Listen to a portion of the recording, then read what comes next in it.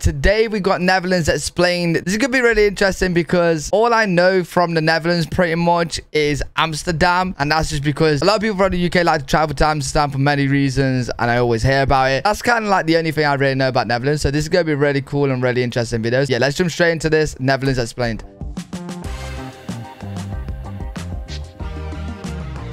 Oh, windmills. Yeah, I know they got a lot of windmills. A very warm welcome to you all. We're back with episode number 2 on our journey throughout the world. And this time, we're visiting the Netherlands because, you know, why not? My name is Kenan, and I'll be your host here today.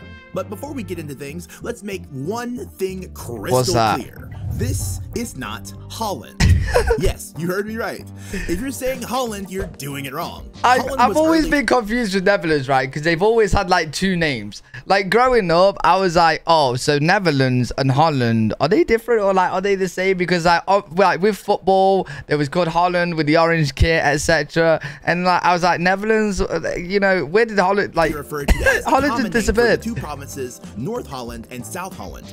But as of January 2020, the Dutch government officially dropped the nickname of the country. Oh, so now there's just the Netherlands. Okay. Oh, they scrapped it. It actually always was, but yeah, now you know. Okay. Let's move on. The home of the windmills and the tulips. But believe it or not, there is so much more to this country, like being the healthiest people in the world in regards to diet. Oof. Now, how is that possible with all the cheese that they eat? Or being the most physically active population of Europe? Oh, well, shit. That one is pretty obvious. It's because they ride bike everywhere all freaking day. Yeah, trust me when I say this. I swear, like when you go to Amsterdam, like obviously all around Netherlands, but like when you go to Amsterdam, or I've never been, but I've obviously like seen videos and stuff, everyone's just cycling. They love their bicycles. Anyway, these giants, yeah, we get into that later on. They got giants as well. Have it all. You definitely do not want to miss this episode. So, ladies and gentlemen, this is gonna be a good video. And liberal people, we present to you the red, white, and blue, and apparently orange, the Netherlands. It's orange because of Holland.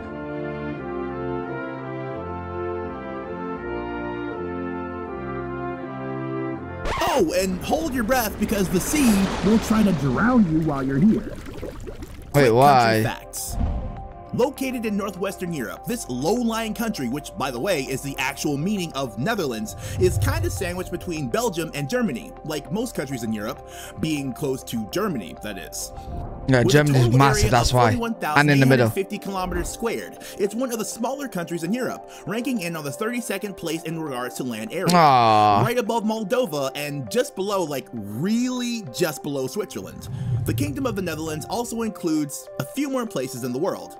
First, there is a place referred to as the Dutch Caribbean that contains the islands of Bonaire, St. Eustatius, and Saba. Then there's a few more islands that separately belong to the kingdom and go under the name of the ABC Islands, named Aruba, Curacao, and Bonaire again. Then there's also the island named Sint Maarten. The North Sea is located to the north and west of the Netherlands, and it's continually eating the land itself. In fact, there is a Dutch saying, God made the earth, but the Dutch made Holland. And yes, I know I said there was no such thing as Holland, but they're referring to the provinces I mentioned earlier, which is where most of Dutch people live nowadays. Right, but okay. Don't get it twisted here. The country is called the Netherlands, nothing else. Wait, oh, that's so weird. Like, he said at the start why it was Holland because, you know, this was north and this was south. But then, like, this is Netherlands. Why did that begin? Like, why was the whole of Netherlands? Why was this part? Oh, I don't know. Here, the country is called the Netherlands, nothing else. But what did they mean by that saying? Well, in fact, almost a third of the Netherlands is below sea level. And if it wasn't for the people, the Dutch country wouldn't even be there today. Oh God! Wait, what? Fighting the sea itself by building a series of canals, dams, dikes, and pumping stations that over the years made it possible for the water to go through the country. Oh shit! And today there are more than 4,400 kilometers of dikes, rivers, and canals shielding the low-lying country. Wait, so the Netherlands is supposed a third of the Netherlands is supposed to be underwater? This is also the reason for all the windmills you see. No fucking way. They were simply used to drain the land of water and help the Dutch survive. Oh, and there's 3 major rivers that cross the country to help with the flow of the water. They're named the Meuse, the Scheldt, and the Rhine. So, with whatever land surface the Dutch had remaining, they had to be creative with it and find innovative solutions for everything. And I guess they did, because they have about 17.5 million people living in this area. Something that makes the Netherlands the most densely populated country in the European Union, and in fact, one of the most densely populated countries in the world. Wow. Dutch is the official language of the country, a language most similar to German, if anything. Dutch, or Netherlandic as it can also be called, but probably shouldn't, is also spoken in Belgium with a bit of a dialect, but here it's called Flemish.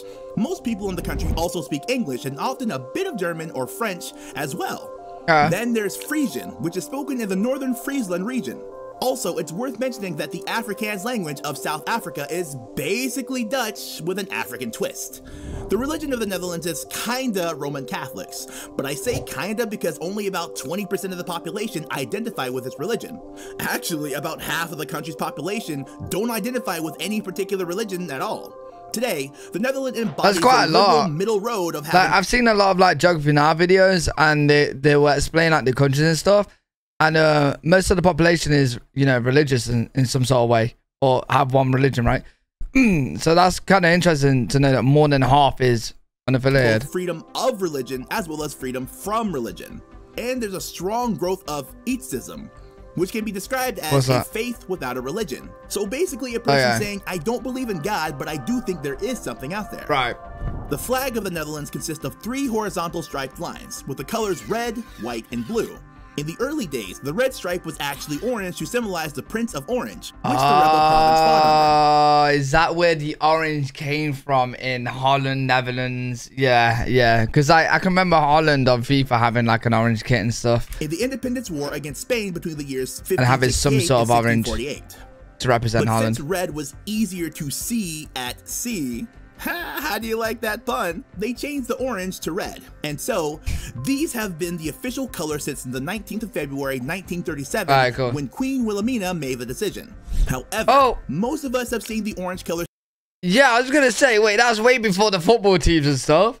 Still being representative of the Netherlands, especially in different sport events. So, what's up with that? The simple answer to that orange color refers to the Dutch royal family, the House of Orange-Nassau, and their ancestor, William of Orange, who is the founding father of the Netherlands. But this kind of turns us into the history segment. What a name. So let's jump right in there, shall we? History segment. Alright, so try to keep up now because we have a lot to cover and I am running out of space with this script. But for the purpose of history, let's bring ourselves back to the prehistoric times of roughly 250,000 BP to a place called the Low Countries. This place is generally understood to include the territory of what today are referred to as the Netherlands, Belgium, and Luxembourg. This is where we find the first remains of human life in the Netherlands. But take a leap in time until the year 1275 and the founding of Amsterdam, the greatest planned city of Northern Europe. This city has always been well known in history and played a very central part in the history of the Netherlands. Then, in 1568, Spain came to ruin all the fun. With the Spanish king and his governor in the forefront, they tried to dominate the Netherlands and introduce its taxation there. So there was war, then a little bit of war, and some war to that as well. And some more all war? in all, we're looking at 80 years worth of war against Spain until 1581, where the United Provinces declared their independence from Spain. Then comes the discovery period, or the golden age of colonialism, if you so will. And boy, oh boy, was the Dutch a force to be reckoned with here. They expanded all over the world and discovered new lands left and right. From America to Asia, Africa, and South America, the Dutch had colonized them all. So by the mid-17th century, they were actually the biggest maritime power in Europe. Yeah, suck on that, Spain! One of the more known stories is the one of how Director General of the Dutch West India Company, Peter Minuit, bought the entire Manhattan Island for $24. But is it true? Yo, imagine that again, $24 back in the day must have been a lot. True though? No, it's not. Oh, okay. Story has it Peter offered some trinkets and glass, which with today's value would be around $24, in exchange for ownership of the land to some natives he ran into. Peter felt like a boss, obviously, since he had done the deal of, well, ever, but the deal didn't turn out that well in the end. First, the natives who sold him the land didn't actually own it. Sorry, that was Peter, so sick. You've been scammed. And also, the Dutch turned out to have very little interest in colonizing the area after all. This led to the English naval force simply sailing into the harbor in 1664 and took over New Amsterdam without firing a single shot. Charles II of England then later gave the territory to his brother James II of England, the Duke of York, and the land was later named New York. The Netherlands then started a slow but constant economical growth and implemented important constitutional reforms, which led them to be a liberal and modern state. In World War I, the country remained neutral, but in World War II, like most of the European countries, they were invaded by German troops in 1940. After a few years under terror of the Nazis, the whole country began to suffer the burden of war. So when Germany pretty much just gave no choice to anyone. They just fucking invaded everyone. They literally wanted war with every single fucking like every country around them. Nazis tried to incorporate the Netherlands into the Third Reich, they fought back. After the difficult years of trying to reconstruct the country right after World War II, the Netherlands had exponential economic growth in the second half of the 20th century, and today they're one of the most developed and wealthiest countries in the world. Oh shit. Fun facts. So what's some fun facts about the Netherlands? Well, for starters, Dutch men are the tallest in the world. They have been on top for quite some time now. So that's why they're giants. Of 1.83 meters, but the women aren't exactly short either, averaging at 1.69 meters, only losing out to the women of Latvia. Then there is this absolutely fascinating fact about this country. Did you know that the carrots are orange because of the Dutch? Back in the 10th century, the vegetable was actually white or purple, but as you know, orange is a big deal in the Netherlands. So, as a tribute to William the Orange, the Dutch farmers tried to make their carrots orange, and we all know the results of that. Then there's the flowers, or... What? Wait. Carrots aren't originally orange? How the fuck did they make them orange? Yo, what the... Yo, bro.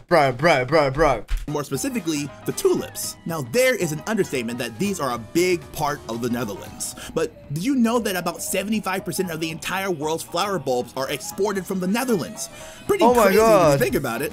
As we mentioned earlier, the Dutch have been a really clever people, using their creativity to find ways to save their land from the sea trying to drown them.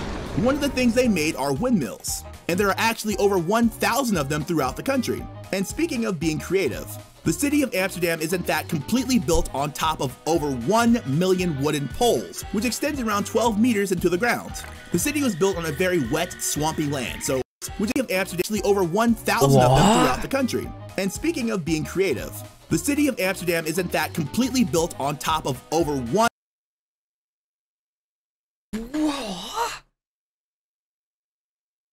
million wooden poles, which extends around 12 meters into the ground. The city was built on a very wet, swampy land, so talk about trying to see the possibilities instead of focusing on things being impossible. And if you didn't know, they love bikes. They love them so much that the... Yo, I can't lie. This is mad. Like, Netherlands... What? Dutch own more bicycles than any other country in the world. About 22 million of them are present in the country, so that's more than one per person on average. Did I mention that they love bikes? So what famous people does this country have? And what things are they known for in the world? Well, besides bikes, tulips, and windmills, there are a few more things that they should have credit for. Well, for starters, it's home of the world's first stock exchange, established in 1602 by the Dutch East India Company. If you've ever been to the Netherlands, chances are small I want to you've go. missed that they like cheese. The Dutch have a long history of cheese making, but the most famous one is without a doubt the Gouda cheese. Then there is Vincent van Gogh. Most of us have heard this extremely famous painter. If you haven't, He's one of the most influential figures in Western art, and he made over 2,000 artworks in his lifetime. His most notable works being Starry Night, Sunflowers, and The Siesta. This country is just amazing. Yeah, it really is. And it would take me a day to tell you every single thing about this place. We could mention Anne Frank, football, Rembrandt, licorice, beer, and probably a million other things as well. Yeah. But the space on my script has... I can't lie. Netherlands have a lot going on, more than I thought. Like, I've learned so much in this like 10-minute video. It's actually crazy. Come to an end yet again. So really good video. Did you learn anything? If you're from the Oh, Netherlands, 100%.